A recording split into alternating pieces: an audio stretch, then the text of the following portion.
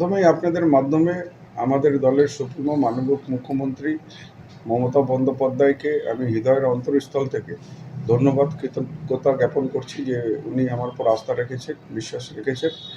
আর নিশ্চিত আমি রায়গঞ্জবাসীর স্বার্থেও আমি বলতে চাই যে ৩ বছরের আমি বিধায়ক ছিলাম।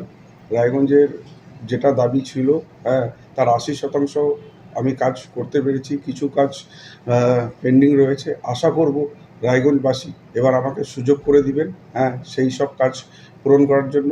আমাদের মামাটি মানুষের সরকার যেই হিসাবে বাংলা জুড়ে উন্নয়নের বন্যা বইয়ে দিয়েছেন মানবিক মুখ্যমন্ত্রী, ৭৪টা প্রকল্প সাধারণ মানুষকে উপহার দিয়েছেন, তাতে সাধারণ মানুষ সরাসরি উপকৃত হচ্ছে।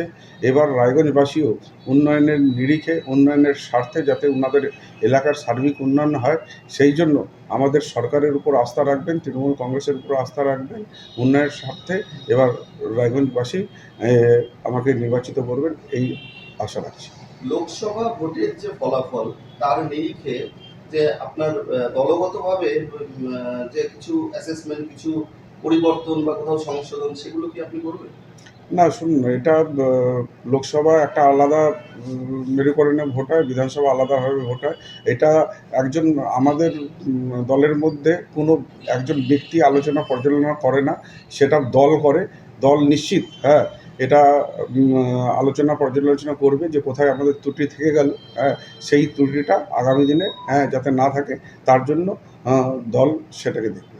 লোকসভার ফলাফলের পর আবারও উপনির্বাচনে দল আপনার প্রতি ভরসা রাখবে, এই ব্যাপারটা কি বলবেন?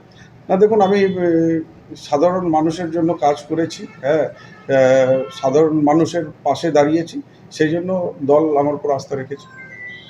আগামী দিনে দলীয় কর্মীদের যারা আপনার সঙ্গে ছিলেন বা দলের যারা রয়েছে, লোকসভাটা অনেক বড় একটা এলাকা ছিল, এবারে বিধানসভা, আপনার বিধানসভা, আপনি এর আগে বিধায়ক ছিলেন, সেই জায়গাগুলো কিভাবে ম্যানেজ করবেন? না, নিশ্চিত এবার আমার বিধানসভায় আমাদের যারা দলের কর্মী আছে, যারা ভাবেন জনপ্রতিনিধিগণ আছেন, সবাই আমরা ঐক্যবদ্ধভাবে মিলিত হয়ে এবার নির্বাচন লড়ব। আর মানুষেরকে এটা বোঝাবো যে উন্নয়নের স্বার্থে ভোট করেন, কোনো ধর্মের মেরুকরণে ভোট করবেন না। এই বিধানসভার নির্বাচন আপনার এলাকার উন্নয়ন যাতে হয়, সেটাকে আপনারা বেছে নিন, উন্নয়নের জন্য আপনারা ভোট করুন। আশা রাখি আমরা সাধারণ মানুষ, লোকসভায় হয়তো আমি ব্যর্থ হয়েছি, কিন্তু সাধারণ মানুষ অনেক রায়গঞ্জবাসী রয়েছেন, তারা আফসোসও করেছেন, কিন্তু এবার বিধানসভায় যেখানে আমাদের সরকার রয়েছে, মানুষ সরকারের সাথে থাকবে। আর এবার ভোটটা উন্নয়নের জন্য রায়গঞ্জবাসী আমাকে দেবে। বুদ্ধিজীবী মহল এবং কূটনীতি বিশারদের যে একটা সমীক্ষা ছিল, তাতে বলেছিল যে কৃষ্ণ কল্যাণী লোকসভা নির্বাচনে যেভাবে দাঁড়িয়েছিলেন, সেই ট্র্যাজেডিতে কিছু ভুল ছিল।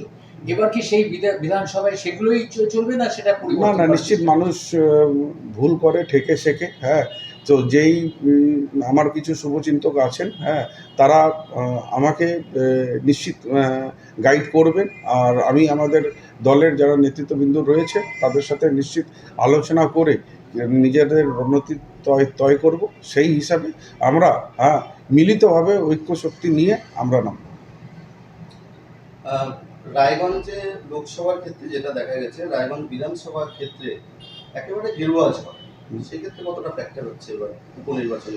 না, শুনুন, আছে, আমি আপনাকে বললাম লোকসভা নির্বাচন আলাদা দিক দেখে হয়, বিধানসভা আলাদা হয়। নিশ্চিত এবার আমাদের রাজ্যে আমাদের সরকার রয়েছে। আজকে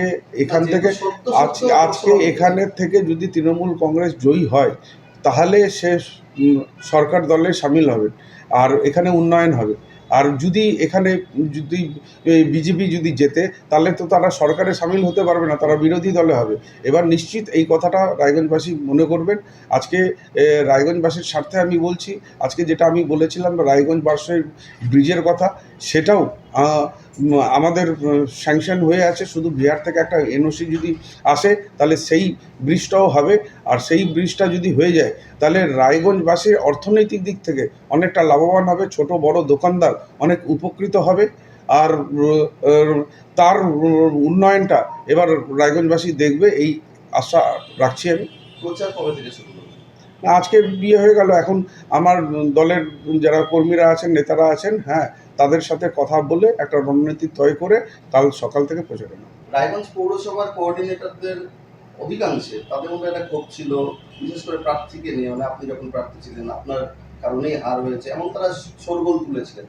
সেই ঘাগুলো কি মলম দেওয়া যাবে? না না, আমাদের কেউ কাউকে দোষারোপ করেনি। হ্যাঁ, আজকে আমি আগেই বললাম যে কোনো একটা ব্যক্তি তয় করে না যে কী দোষ হয়েছে। আমাদের দল দেখবে, দলের ফ্যাক্ট ফাইন্ডিং টিম রয়েছে। হ্যাঁ, সেই টিম আসে, আলোচনা পর্যালোচনা করে কোথায় ত্রুটি রয়েছে সেটা দেখবে। আমরা কাউকে দোষারোপ করি না। আমরা একসাথে ঐক্য শক্তি নিয়েই এবার নির্বাচন লড়ব, এটাই আমার বিশ্বাস রয়েছে।